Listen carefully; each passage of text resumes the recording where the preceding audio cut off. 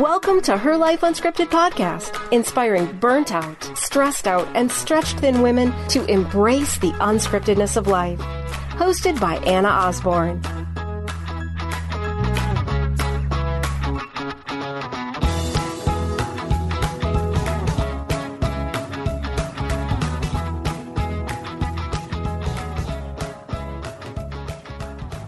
Hello, ladies, and welcome to Her Life Unscripted, episode 59. I am your host, Anna Osborne, and I am just absolutely delighted to be here with all of you on this beautiful June month. I am excited to be sharing some news with you guys. June is actually the 1-year anniversary of Her Life Unscripted, and it is hard to believe that it has been a year. It's one of those projects that really started out as just a pure creativity outlet, and it's now morphed into this really just amazing community and way to create a collective voice. And it's just been absolutely inspiring. And so for the whole month of June is going to be lessons that I've learned over the past year from podcasting. So I'm excited to share that with all of you guys and be here today. It's funny, I am a December baby. My birthday is in late December, just right before Christmas. And I always used to say to my grandpa, my mom's dad, that I wanted to have a half birthday celebration instead of birthday, because it always felt like my birthday as a child was, overshadowed by Christmas and all those festivities. And although my parents always worked hard to make my birthday special, they knew early on that I would rather have a birthday present wrapped in a brown paper bag from the grocery store than to have a birthday present wrapped in Christmas paper. So it's kind of cool that June is going to be the birthday month of Her Life Unscripted. It's kind of that half birthday that I always wanted as a kid is now coming in the form of the podcast. So just a cool little thing to think of, because I really am celebrating this month and all that it means to be connecting with all of you and really what I've learned about myself. Honestly, June is a month for me where I tend to have lots of really cool things happen. I was licensed in June of 2009. So June 1st, I believe, was when I got my license to be a licensed psychotherapist. I've been practicing for many years before that, accruing all the hours on my licensing journey. But my official first day as a licensed therapist was June 1st of 2009. And actually June 1st of 2010, I saw my first client in private practice. I left the agency I was at and I saw my first client 1 year to the day of when I was licensed. And I was very intentional when I started the podcast that I wanted to release it in June, because June has just obviously been a month for me of new beginnings and transitions and things like that. And I think it aligns with my half birthday. Who knows, whatever the energy in the universe is that's supporting that. But it was really just became kind of, was I going to launch in June or July? And I'd started recording episodes kind of, April and May beforehand to get some stored up before I launched. And I was all ready to go the third week of June last year. And I thought, no, I said that July would be my launch. I'm going to wait till July. And then I realized, why am I waiting to launch something into the world on a certain date? It's really about being vulnerable and sharing what I've been doing. And why sit there and wait? So I went ahead and launched the end of June. So here we are, the month of June, obviously having much more symbolism than I realized. But I'm excited to be here with all of you guys because our main focus for the month of June is really what I have learned throughout this podcasting year. And not only is it just a reflection of what I have learned, but offering you guys a chance to reflect on what the year has been like for you. I think that historically we spend so much of January, kind of planning the year and thinking about what we accomplished the previous year, and that's fantastic. But oftentimes those conversations end like by January 10th. They don't go much longer. So I like this idea of this mid-year point as the anniversary for the podcast, but also as a way to use as a mid-year kind of check in for all of us. So that is really what I hope you guys get from this next month of lessons that I have learned. So let's dive in. Before I do that, I do want to say, as of right now, as of the recording time of this episode, we do have a few slots left in the Shine Retreat. We are so excited. Mari and I met in April, actually at the Inn at Laguna, where we are hosting the retreat. And oh my gosh, that place is so beautiful. And the staff are so excited for what we're doing.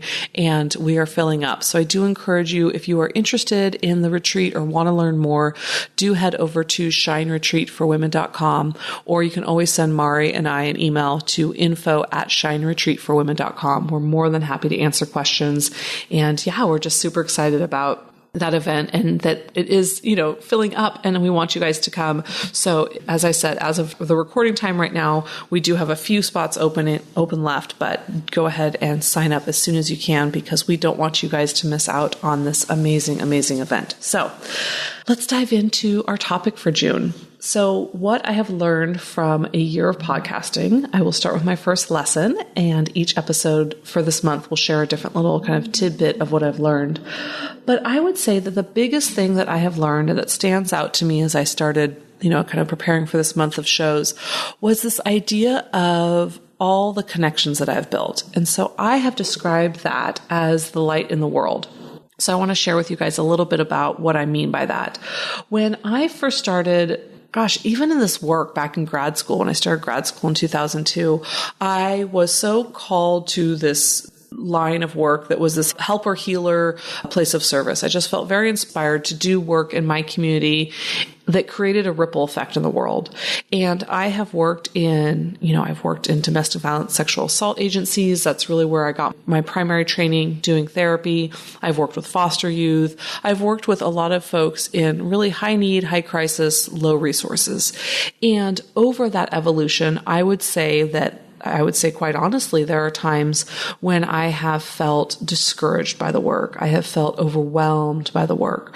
I remember when I was supervising a new therapist. She was brand new out of school, and she made her first CPS report. And it was so, so trying. I remember how devastated she was to actually have to call and make a CPS report, a child protective service report, which is always a really hard thing as a therapist because we're so torn of knowing what we need to do, but also feeling like, this family, they're in such need and really wanting to help them the best that we can, and knowing that making the report is part of our job and hopefully a part of a path for them to get the help that they need to really heal their family. Anyways, I remember her making this report and she was just broken up about it. And I was trying to support her and checking in with her kind of every few days because she was really struggling with kind of the ramifications and, kind of what it all meant to make that report. And I remember her saying to me that she was driving around town, just doing errands and in between work and school. Every time she saw a park or a playground and saw kids playing, all she could experience or was overcome by was this belief of, oh my gosh, how many more children right there that I'm looking at playing innocently are broken and they're being hurt at home. And she was overwhelmed by the enormity of just seeing kids playing, that it was more children that may be being hurt and no one stepping in to protect them. And so we kind of slowed down and talked about that because I've had those thoughts before in this line of work when you're just hearing, trauma after trauma. And so we slowed down and I said to her, I'd been a therapist for quite a few years at that point, probably about 10 years. And I said, this is hard. This is really hard. I'm so sorry that you're going through this. And yet you have a role that could be absolutely transformative to that family by doing what you needed to do, which was to make this report. But one thing that I've learned over the years is that we will burn ourselves out so quickly. And she was only a couple months into seeing clients and she was already feeling that burnout, that we will burn ourselves out so quickly if we look at the world through the lens of, oh my gosh, there's so much pain. There's so much hurt. How will we ever make a dent? Because that then creates this feeling of just helplessness and hopelessness and overwhelm. And what we have to work really hard to do is work through seeing the world through the lens of, that's one less person that needs to feel alone in their pain. That by doing what you did with that family, as hard as it was, hopefully it will be the path to get them the resources they need to have an abuse-free, a very safe, a very healed home in the future. And that we have to train our minds to be able to look to see the impact that we have and know that that's one less person that is alone or in isolation, that is really experiencing life through such a painful way because we have had the ability to just reach out our hand. And that's not saying that we are, miracle workers or anything like that, because I believe that every single one of us has the power to do this on a daily basis.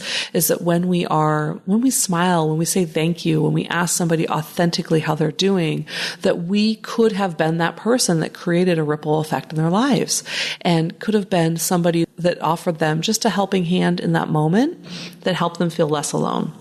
And so that really kind of is the inspiration for what I think I've learned so much over this last year of podcasting, is that through the interviews I've done, and those of you that have reached out and shared about a particular interview that stuck out to you, or a particular episode that, kind of created a spark for you, that it has allowed me to see these lights in the world that are shining so brightly, and that at times when I've been doing this work as a psychotherapist and have felt overwhelmed by, the pain that is out there in the world, that doing podcasting is this next level of realizing all these little lights of people doing their work in this corner of the country and this work in the corner of the state, and that they're lighting up the community around them by creating action and meaningful impact in what they do, whether they are a health coach, or they are somebody that works with women going through divorce, or somebody that works with somebody with eating disorders. No matter what the work is that they're doing in their life. I mean, thinking about interviews I've done with folks that aren't even in the helping, healing profession, but they have a story to tell that is so important and so impactful, that they're doing this light, this bright work in their lives, and that it's creating almost this imagery for me of this map of the world and these little lights that are getting brighter and brighter, because I'm getting the opportunity to connect with my guests through their work and their experience, and that's creating these like strands of light that are now tethering us all together. And it really breaks down that feeling of isolation when we are going about our world wondering if what we do on a daily basis, whether it's raising children or teaching or just smiling more and saying thank you more, that I want you to know that it makes a difference, that we are all bright lights in this world. And that I have this beautiful experience that I keep growing and growing every time I record a podcast, of recognizing, oh my goodness, I know one more person in the corner of the world that is doing bright, shining work. And I know they exist only because of this podcast. Only because of that have I built that connection. And now I feel more inspired to work on what I'm doing in my corner of the world, because I know they're working what they're doing, and that together more and more of us can create this just lightness that allows us to all shine brighter and allows this light to occur in the world. And it's just a beautiful, beautiful thing. So that really, I think, is one of the biggest lessons that I've learned, is that we are so much more connected than we realize.